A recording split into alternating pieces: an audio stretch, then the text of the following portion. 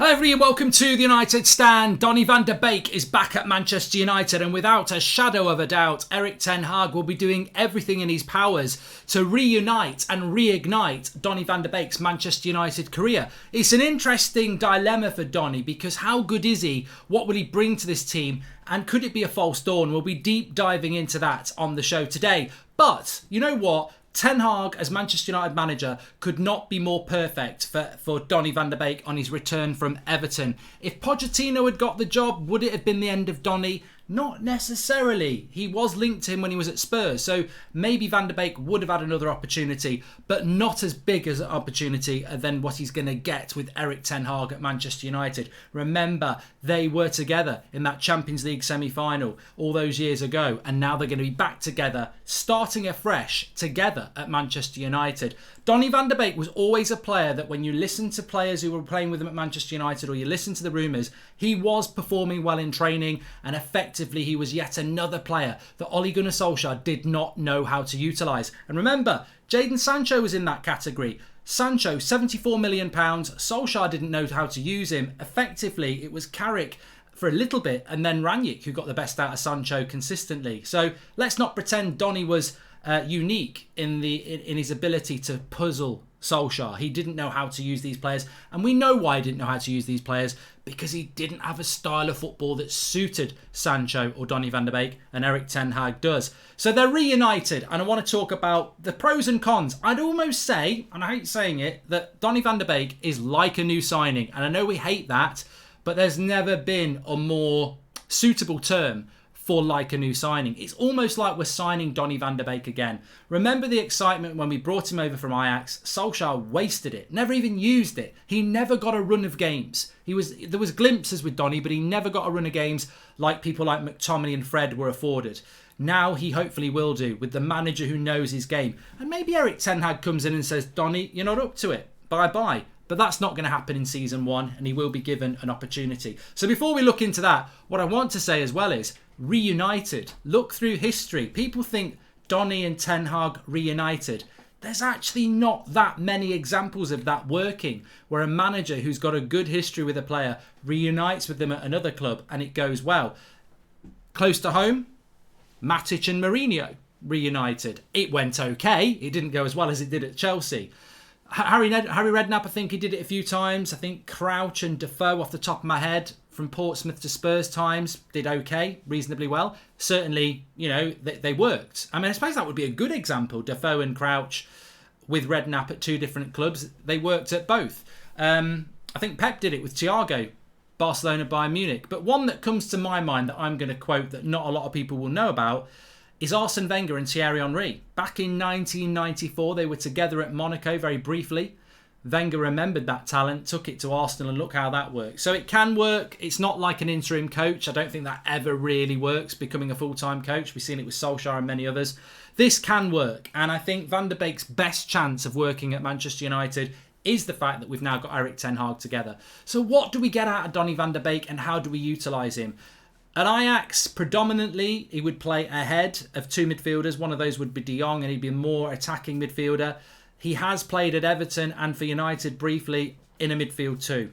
Could you play Donny van de Beek and Frenkie de Jong together? I don't know. I actually think Van de Beek may be used instead of De Jong if we don't get him. Where does Donny van de Beek fit into an Erik ten Hag system? It's very difficult to know because we don't know what Erik ten Hag's Manchester United system is. But I tell you what ten Hag will like about Donny is he knows him like the back of his hand. He knows he's got a player on the training ground he can trust. He knows he's got a player that can play the way he wants to play. He won't know that about Rashford. He won't know that about Bruno. He won't know that about Sancho yet. But he will know it about Donny.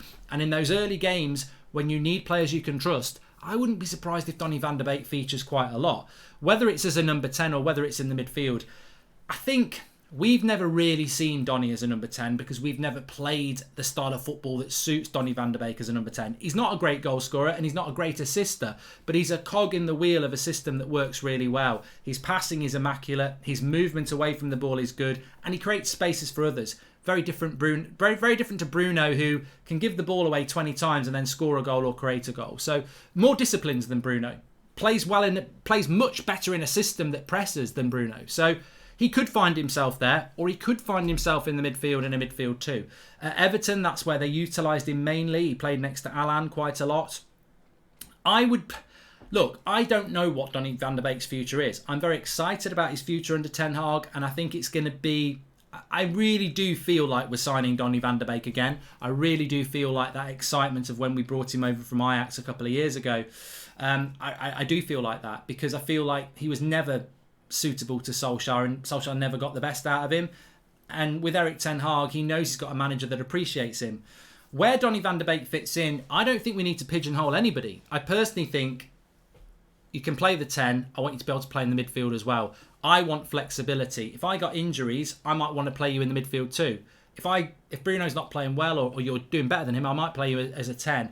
I want fluidity, and I want people who can play a system. You look at what Liverpool do under Klopp and Pep to a certain extent at City. There are players that can play numerous positions. De Bruyne can drop into a midfield too. He can also play as a 10. Bernardo Silva can do the same. Gundogan can drop to the holding role or be the number 8. And I think this is how United need to work under Erik Ten Hag. So when I look at Donny exclusively as a midfield too, I've always... Look, I'm not going to say that Donny van der Beek's Gundogan or something like that. He's never proved himself to be that in the Premier League.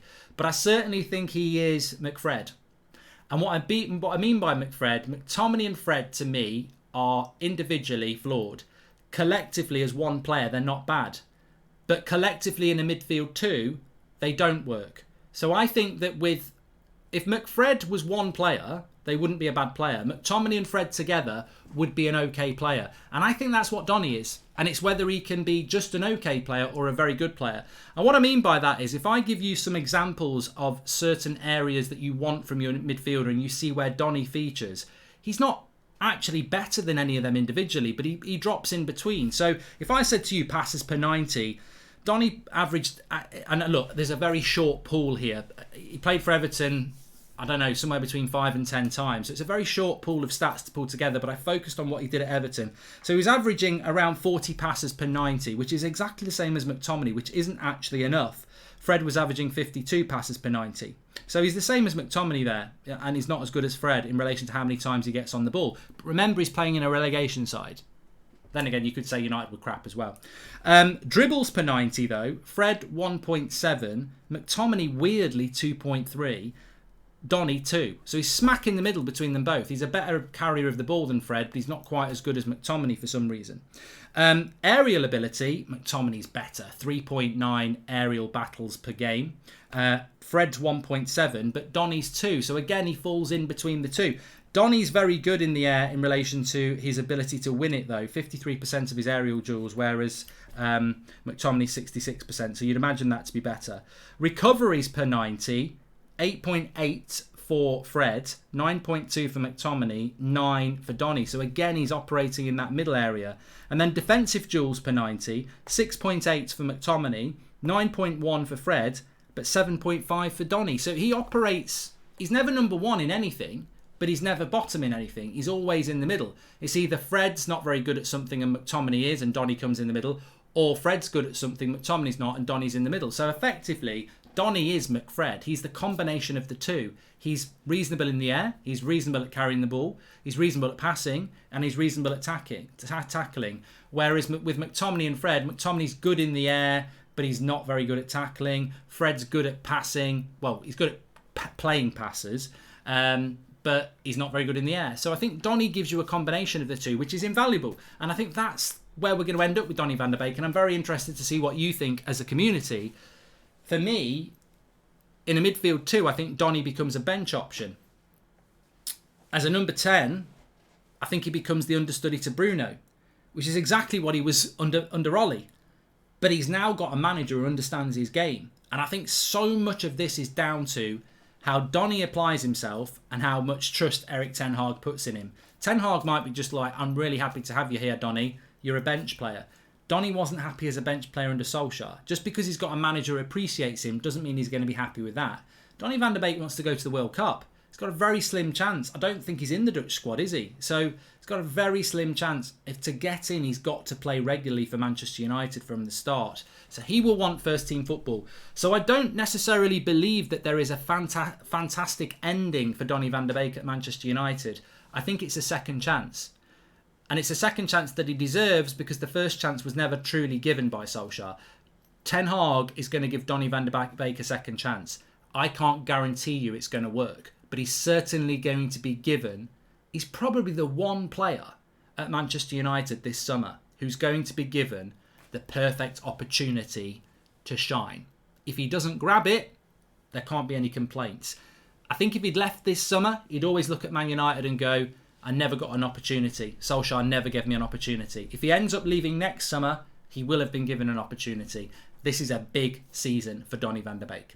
What do you think? Make sure you smash a like on the video, subscribe to the channel, get your comments in below. Thanks for watching.